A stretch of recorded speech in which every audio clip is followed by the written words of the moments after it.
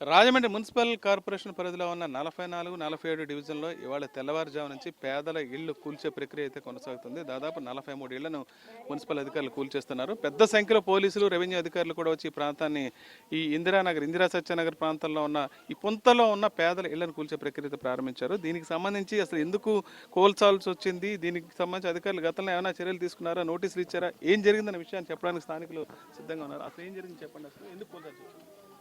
గతంలో 40-50 సంవత్సరాల నుంచి ఇందిరా సత్యనగర్ పుంతలో వీళ్ళ నివాసం ఉంటూ బడుగు బలహీన వర్గాలు చెందిన కూలి పని చేసుకునే వ్యక్తులందరూ ఇక్కడ జీవిస్తున్నారు. గతంలో ఇది గవర్నమెంట్ ఎంక్రోచ్మెంట్లో ఉందని చెప్పేసి అన్నారు. ద్వారా నోటీసులు ఇచ్చారు.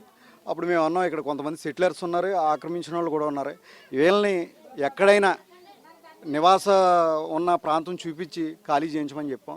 అధికారులు కూడా గతంలో వచ్చి వీళ్ళకి వేరే ప్లేస్ చూపించాకే ఖాళీ చేస్తాం, అప్పటివరకు ఖాళీ చేయమని చెప్పేసి అన్నారు. ఇవాళ అర్ధరాత్రి వచ్చి ఎటువంటి ఇంటిమేషన్ లేకుండా వచ్చి అర్ధరాత్రి వచ్చి ఇంట్లో ఉన్న వాళ్ళని లాక్కొచ్చి బయటకు వచ్చి మొత్తం సామాన్లు పెరాలసిస్లో ఉన్న వాళ్ళని బయటికి మొత్తం పాడేసి పరిస్థితి వచ్చింది. ఇదే కూటమి ప్రభుత్వం గతంలో మొన్న ఎలక్షన్ మేనిఫెస్టోలో పట్టణాల్లో 2 సెంట్లు, రూరల్లో 3 సెంట్లు ఇస్తానని హామీ ఇచ్చి ఇవాళ రాజమండ్రిలో ఈ కూటమి ఎమ్మెల్యే ఎంతమందికి 2 సెంట్లు ఇచ్చాడని చెప్పేసి అడుగుతున్నాం మేము. నిజంగా ఎంత దౌర్భాగ్యం అంటే ఇక్కడ ఉన్న ప్రతి ఒక్కరు కూడా ఇక్కడ ఎమ్మెల్యే అనుచరుల స్థలాలు మాత్రం ముట్టుకోలేదు, పేదలు ఉండే ఇల్లులు మాత్రం ముట్టుకున్నారు. అమ్మా, ఇప్పుడు మీరు ఇల్లు ఏం చేశారు? అధికారులు వచ్చి ఏమీ చెప్పలేదండి. నిన్న సాయంత్రం వచ్చారండి.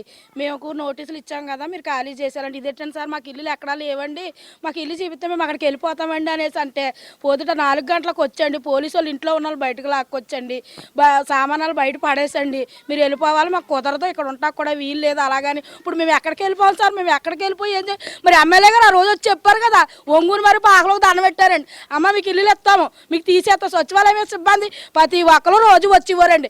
అమ్మ మీకు ఎక్కడ దిక్కున ఇల్లు ఇస్తాము, ఇల్లు ఇచ్చేస్తే ఇస్తాము అన్నారు. ఈ రోజు ఒక సచివాలయం వాళ్ళు వచ్చి మాకు సమాధానం చెప్పలేదండి. వాళ్ళని అడుగుతుంటే మీరు వెళ్ళి మీ ఎవరు తీసారో వాళ్ళని అడగండి అని పోలీసు వాళ్ళు అంటున్నారండి. మేము చేసే పని మేము చేస్తున్నాం, మీరు అడ్డు లేకపోతే బయటకు లాక్కొచ్చేస్తాం, మీరు ఇంట్లో ఏమన్నా చేసుకున్నా మాకు సంబంధం లేదు, బయటకు లాగా మీరు పేషెంట్లు ఉండే ఎవరు ఉండే ఏంటి సామాన్ అంతా బయట పడేస్తారండి.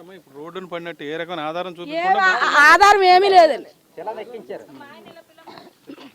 సార్. మాకు ఇది వచ్చిందండి, మాకు నోటీస్ వచ్చిందండి సారు. కానీ ఖాళీ చేసామని 7 రోజులు ఎక్కడ ఖాళీ చేసి ఈ పిల్ల పాపలతో మేము ఎక్కడ పోతామండి, మేమేమైపోతామండి. ఎంతమంది నాయకులు వచ్చారు, ఎంతోమంది ఎక్కారు, ఎంత దారుణమైన పదం మేము ఎక్కడ చూడలేదు సారు. నిజంగానే ఆ రోడ్డు మీద పాడలేస్తారు, వీళ్ళు వస్తే పాడేస్తారు, ఇది వీళ్ళు కొట్టుకొని వస్తే మాది పాడేస్తారు. మేమేమి ఇవ్వలేదు సారు, మేమేమైపోతాం సారు.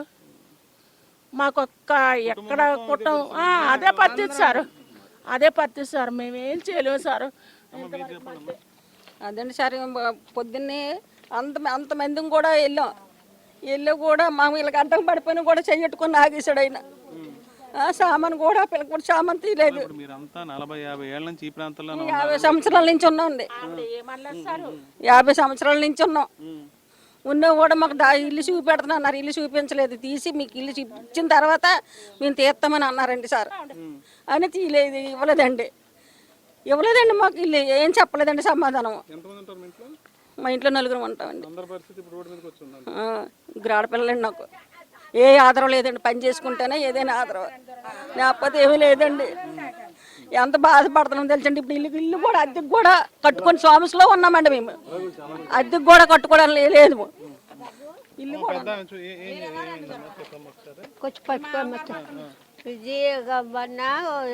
ఇల్లు వచ్చి ఇస్తామని నావారని తీసుకెళ్ళారండి. ఇల్లు ఇచ్చారు, ఇక్కడ కోరుకుంటే అక్కడ తీసుకెళ్ళి రిజిస్ట్రేషన్ కూడా చేశారండి. మళ్ళీ ఏమో డీడీ ఓటు కట్టానండి, ఇల్లు వచ్చేసింది, పేరు మీద ఇల్లు వచ్చింది, పట్టాలు ఇచ్చేసారు, అన్నీ ఇచ్చేసారు. ఇప్పుడు ఇల్లు ఇవ్వలేదండి, ఇక్కడ చెప్పలేదండి. ఇల్లు పడగొట్టేసారు. మా కోళ్ళ కొనుక్కుందండి ఆ స్థలం, మా కోళ్ళు కొనుక్కుంది, అది కొనుక్కున్నారండి 75,000 టప్పు చేసి. ఆ కొనుక్కుంటే అది నేనే ఉండేదాన్ని, వాళ్ళు అద్దెంట్లో ఉండేవారు. కట్టదాడికి అందరూ అన్నారు డీడీ కట్టండి అంటే ఆ అమ్మాయి చెప్తే వినిపించుకోలేదు. సరే నేను నిలబెడతాను ఇల్లు అని చెప్పేసి నేను కట్టానండి. ఆ ఇల్లు కూడా తీసేశారు, రోడ్డు మీద నిలబెట్టారు అనమాట. రోడ్డు మీద నిలబెట్టారండి. ఇక్కడ బాధితుల ఆవేదన అయితే చాలా దారుణంగా ఉంది. ఎందుకంటే ఈ ప్రాంతంలో వాళ్ళందరికీ ఇల్లు ఇచ్చిన తర్వాత అవసరమైతే ఖాళీ చేస్తామని గతంలో చెప్పడం జరిగింది. ఇప్పుడు ఇల్లు అలాట్మెంట్ జరగలేదు, కనీసం వాళ్ళకి ప్రత్యామ్నాయం చూపించలేదు. నేరుగా ఒక వారం రోజుల క్రితం నోటీస్ ఇచ్చేసి పిల్ల పాపలతో సహా ఉన్న వీళ్ళందరినీ కూడా ఇవాళ తెల్లవారుజామున పెద్ద సంఖ్యలో పోలీసులు, మున్సిపల్ అధికారులు వచ్చి రోడ్డు మీద పడేశారంటూ తీవ్ర ఆవేదన అయితే వ్యక్తం చేస్తున్నారు. అసలు తాము ఇప్పుడు ఎక్కడికి వెళ్ళాలి, నిలబడడానికి ఇల్లు లేదు, కనీసం ప్రభుత్వం చూపిస్తామన్న ప్రత్యామ్నాయం లేదు.